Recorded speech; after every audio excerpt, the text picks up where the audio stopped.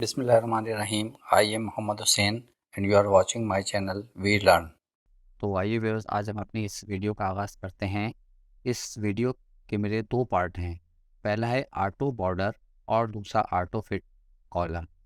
Auto border में हम ये करेंगे कि मिसाल के तौर पर जब हम डाटा एंट्री करते हैं किसी सिलेक्टेड एरिया में, जैसे मिसाल के तौर पर मैं ये एरिया सेलेक्ट कर लेता हूँ और इसमें मैं लाइनें ड्रॉ करा देता हूँ। ये मैंने बॉर्डर ड्रॉ करा दी है। अब मैंने यहाँ से एंट्री करना शुरू करी। फ़र्ज़ कर लें मैंने यहाँ से लेकर पहले सेल से लेकर यहाँ तक मैंने एंट्री करी और उसके बाद ये सेल खाली रह गए। तो फिर मुझे इन लाइनों को फिर दोबारा से या इससे को डिलीट करना होता है या इनको अनबॉर्डर करना होता है दोबारा। ठीक है, तो उसके लिए हमें पहले लाइन ड्रॉ कराना होती हैं और फिर हम उसके बाद डाटा एंट्री करते हैं। उससे हमें ये परेशानी होती है कि हमें पता नहीं होता है कितना डाटा एंट्री करना है और उसके मुताबिक कॉलम भी एडजस्ट नहीं हो पाते। इसके लिए हम ये करेंगे कि पहले हम कॉलम सेलेक्ट कर लेंगे, हमें कितने कॉलम में डाटा एंट्री करना है। मिसाल के तौर पर मुझे ये 5 कॉलम में डाटा एंट्री करना है। इनको मैंने सेलेक्ट किया, शिफ्ट की प्रेस रखेंगे, एंड की और डाउन एरो ये मैंने प्रेस की तो ये एंड तक सेलेक्ट हो गया, आपकी मुकम्मल शीट सेलेक्ट हो गई। ये सेलेक्ट करने के बाद यहाँ से हम जाएंगे कंडीशनल फॉर्मेटिंग पे। कंडीशनल फॉर्मेटिंग पे जाने के बाद मैनेज रूल के बाद न्यू रूल को क्लिक करेंगे। तो जैसे क्लिक करेंगे ये आपको फॉर्मेट्स और ये नज़र आएंगे। ये हम यूज़ करेंगे, use a formula to determine which cells to format. इसको क्लिक करेंगे। क्लिक करने के बाद यहाँ पर क्लिक करेंगे जहाँ फार्मूला लगाना है मुझे। अब मैं किस सेल से इसकी वैल्यू को चेक करना चाहता हूँ। मैं चाहता हूँ कि जैसे ही इस सेल में पहले सेल में मेरे कोई भी एंट्री हो तो इन लाइनें ड्रॉ हो जाएँ यहाँ तक। इस सेल का मैं रेफरेंस दे देता हूँ। इस सेल को मैंने क्लिक किया, ये था B2 मेरा सेल। B2 सेल क्लिक हो गया। अब इसमें से मैं ये जो लाइन का ये लगा है, जो इसको मैंने फ्रीज किया, इसको मैं हटा दूँगा। इसके बाद आऊँगा नॉट इक्वल टू लगाऊँगा। नॉट इक्वल टू हो और 2 इन्वर्टेड कॉमा लगा देंगे। इन्वर्टेड कॉमा यानी जब इस सेल की वैल्यू ब्लैंक ना हो तो फिर क्या करना है, फॉर्मेट करना है। बॉर्डर पे गए हम, यहाँ से आउटलाइन और यहाँ से मैंने इसको ओके कर दिया। ओके करने के बाद यहाँ से हम इसको ओके करेंगे और अप्लाई करेंगे और दोबारा से ओके कर देंगे। अब ये मैंने बॉर्डर को अप्लाई कर दिया। अब मैं इसको चेक करता हूँ कि ये बॉर्डर काम कर रहा है या नहीं। यहाँ से मैं मिसाल के तौर पर मैं यहाँ से शुरू करता हूँ। मैंने लिखा 101। ये देखिए मैंने जैसे ही इसको एंटर किया, इसने जो मैंने कॉलम सेलेक्ट किए थे उसमें आपके 12 बॉर्डर ड्रॉ हो गया। सेकंड पे मैं एंट्री करता हूँ।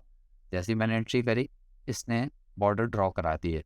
तीसरे में जैसे ही मैंने एंट्री करी, ये देखें आप बॉर्डर ड्रॉ, यानी मैं जहाँ पर डाटा एंट्री करूँगा सिर्फ उसमें बॉर्डर ड्रॉ होंगे और मुझे नीचे के तमाम ये बॉर्डर जो हैं ब्लैंक रहेंगे। इससे फ़ायदा ये होगा कि मेरा जितना डाटा एंट्री होगा वही फॉर्मेटिंग होगी, उसके नीचे का बॉर्डर नहीं होगा और मुझे इसको बॉर्डर को रिमूव नहीं करना पड़ेगा। ये तो था पहला ऑटो बॉर्डर, जिसको हमने यहाँ पर देख लिया कि किस तरह से हम ऑटो बॉर्डर लगाते हैं। अब हमारा दूसरा इसका पार्ट है ऑटो फिट कॉलम। अब इसको मैं डिलीट कर लेते हैं। जैसे ही मैंने डिलीट किया, आपने देखा लाइनें इसमें से ब्लैंक हो गई और ये नो बॉर्डर पे चला गया। अब मैं चाहता हूँ कि जितने मेरे कॉलम की विड्थ हो उसी के मुताबिक मेरा डाटा एडजस्ट हो जाए।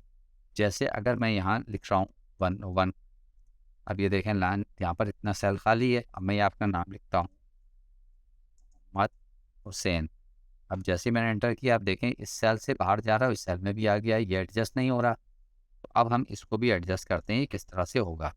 तो पहले हम डिलीट कर देते हैं। ठीक है, यहाँ से डिलीट करने के बाद शीट पे आएंगे, राइट क्लिक करेंगे और यहाँ जाएंगे हम व्यू कोड पे। व्यू कोड पे जैसे क्लिक करेंगे एक विंडो ओपन हो जाएगी विजुअल बेसिक में। यहाँ पर देखें ये जर्नल लिखा हुआ आपको नजर, जर्नल की जगह यहाँ से इसको क्लिक करें और ये हम ले लेंगे वर्कशीट। वर्कशीट पे क्लिक करेंगे और यहाँ हम लिख देंगे सेल्स डॉट इंटायर। ये आ गया इंटायर कॉलम लिखा, इसको क्लिक कर लीजिए, डॉट लगाइए, ऑटो और यहाँ से ऑटो फिट को उठा लीजिए और इसको हम क्लोज कर देते हैं। यहाँ से भी क्लोज कर देते हैं। अब मैं एंट्री करके देखता हूँ दोबारा से। ये मैंने लिखा 101। ये देखिए आप 101 मैंने जैसे ही लिखा, इसने विड्थ इसके मुताबिक इसकी एडजस्ट कर दी और लाइनें ड्रॉ हो गई। लाइनें ड्रॉ हुई मेरे पहले वाले जो मैंने इसमें कंडीशन फॉर्मेटिंग की थी बॉर्डर जो लगाया था उसकी वजह से। अब मैं सेकंड अपना नाम लिख के देखता हूँ, सेन। ये देखिए आप, ये सेकंड कॉलम भी एडजस्ट हो गया इसके मुताबिक। अब मैं आगे अगर कुछ और लिखता हूँ, यहाँ जैसे मैं लिखता हूँ, पोस्ट हम किसी की लिख देते हैं, जैसे हम लिखते हैं यहाँ पर अकाउंट्स ऑफिसर। ये मैंने लिखा, ये देखें इसके मुताबिक एडजस्ट हो गया। अब मैं इसकी अगर फ़र्ज़ कर लें मैं इसका सेल नंबर लिख रहा हूँ या मैं इसकी आईडी लिखता हूँ, जैसे मैंने इसकी आईडी लिखी -09876, ये मैंने लिखा, इसको मैं एंटर करता हूँ। ये देखिए इसके मुताबिक इसका ये भी एडजस्ट हो गया। अब मैं सेकंड सेल पर आता हूँ, जैसे ही मैं इस पे एंट्री करता हूँ, ये देखिए लाइनें ड्रॉ हो गई। अब इसमें मैं अपने कोई भी नाम एंट्री कर सकता हूँ, जैसे मैंने लिखा अली बर। इसके बाद अब मैं यहाँ पर लिखना चाहता हूँ, यहाँ मैंने लिखा सीनियर अकाउंट्स ऑफिसर। अब देखिएगा ये कॉलम थोड़ा सा उससे बड़ा है। अब मैं इंटर प्रेस करके चेक करता हूँ, ये मैंने देखें जैसे इंटर प्रेस किया इसने इसको ऑटो एडजस्ट कर दिया। तो दोस्तों आपने देखा कि अब आप जितनी एंट्री करते जाएंगे उसी के बाद ये लाइंस भी ड्रॉ होती जाएंगी। जैसे मैंने ये नई एंट्री करी, ये देखें लाइन ड्रॉ हो गई, और लाइन ड्रॉ होने के साथ साथ आपका जो सेल है वो भी अरेंज होते जा रहा है। वो ऑटो फिट की वजह से उस सेल की विड्थ जो है वो आपके डेटा के मुताबिक एडजस्ट हो रही है। तो इससे हमें बाद में फॉर्मेटिंग करने का हमारा टाइम सेव हो जाएगा, और लाइनें जो हमें बाद में ड्रॉ कराना थी या हम पहले ड्रॉ करा लेते, अगर हमें इसकी तादाद नहीं मालूम होती प्राइस की, तो फिर हमें लाइनों को रिमूव करना होता बॉर्डर को। तो इससे देखा आपने कि कितनी आसानी हो गई कि हमारे कॉलम भी एडजस्ट हो रहे हैं, लाइन भी ड्रॉ हो रही है और खुद ब खुद सेटिंग होती जा रही है। तो उम्मीद है दोस्तों आपको मेरी वीडियो पसंद आई होगी। मेरी वीडियो पसंद आई, मेरी वीडियो को लाइक कीजिए, शेयर कीजिए, और अगर मेरे चैनल पर आप नए हैं तो मेरे चैनल को सब्सक्राइब कीजिए।